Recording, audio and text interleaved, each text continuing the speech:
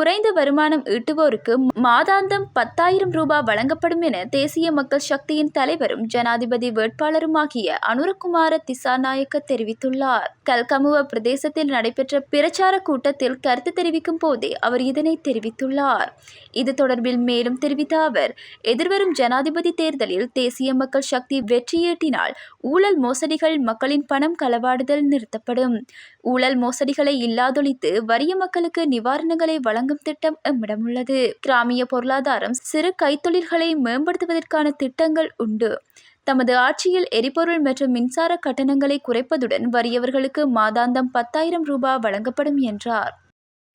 மட்டக்களப்பு காத்தான்குடி நாவட்குடாவில் குடும்பஸ்தர் ஒருவர் வெட்டி கொலை செய்யப்பட்டுள்ளதாக காத்தான்குடி போலீசார் தெரிவித்தனர். இரு பிள்ளைகளின் தந்தையான 44 வயதுடைய மரியதாஸ் என்பவரே வெட்டுக்காயங்களுக்கு உள்ளாகி மட்டக்களப்பு போதனா வைத்தியசாலைக்கு எடுத்துச் செல்லப்பட்ட பின்னர் உயிரிழந்துள்ளார். நாவட்குடாவில் உள்ள சாரதா வீதியால் வந்து கொண்டிருந்த போது இனம் தெரியாதவர்களால் கொலை செய்யப்பட்டதாக தெரிய வருகிறது. இச்சம்பவம் தொடர்பாக காத்தான்குடி போலீசார் மேலதிக விசாரணைகளை மேற்கொண்டு வருகின்றனர். அரசு ஊழியர்களின் சம்பளத்தை அதிகரிக்க முடியாது என அமைச்சர் பந்துல குணவர்த்தன நாடாளுமன்றத்தில் நடத்திய உரையின் போது தெரிவித்துள்ளார். குறித்த விடயம் தொடர்பில் அவர் மேலும் தெரிவிக்கையில், அரசு ஊழியர்களுக்கு நாங்கள் கடந்த வருடத்தில் ஜனாதிபதி தெரிவித்திருந்தார். இந்த வருடத்தில் எங்களால் சகல ஊழியர்களுக்கும் 10,000 ரூபாய் சம்பளம் மாத்திரமே கொடுக்க முடியும். சம்பளம் அதிகரிக்க முடியாது. அப்படி ஒரு பணம் இல்லை. பொதுமக்களிடம் இருந்து பெறப்படுகின்ற பணம் இருந்தால் தருவோம். வைத்தியர்கள் இந்த நிலை கொடுப்பனவை பெறுவது கடினம் என்று இடைக்கால கொடுப்பனவை கூறியிருந்தார்கள். அதற்கு பிறகு வைத்தியர்கள் இந்த நிலைமைக்கு முகம் கொடுப்பது கடினம் என்று கூறியிருந்தார்கள். அதற்கு பிறகு பல்கலைக்கழக பேராசிரியர்களும் விரிவுரையாளர்களும் இந்த நிலைக்கு முகம் கொடுக்க முடியாது என்று குறிப்பிட்டுள்ளார்.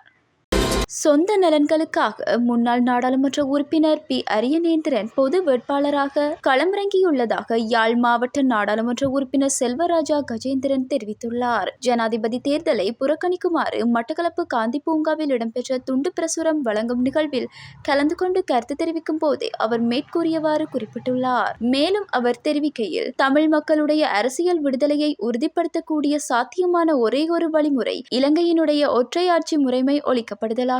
இலங்கையினுடைய பெரும்பான்மையின கட்சிகளுக்கு ஆட்சி அதிகாரத்தை வழங்கியிருக்கும் இந்த ஒற்றையாட்சி கட்டமைப்பு ஒழிக்கப்பட்டு ஒரு சமஷ்டி கட்டமைப்பு உருவாக்கப்பட வேண்டும் என வலியுறுத்தியுள்ளார்.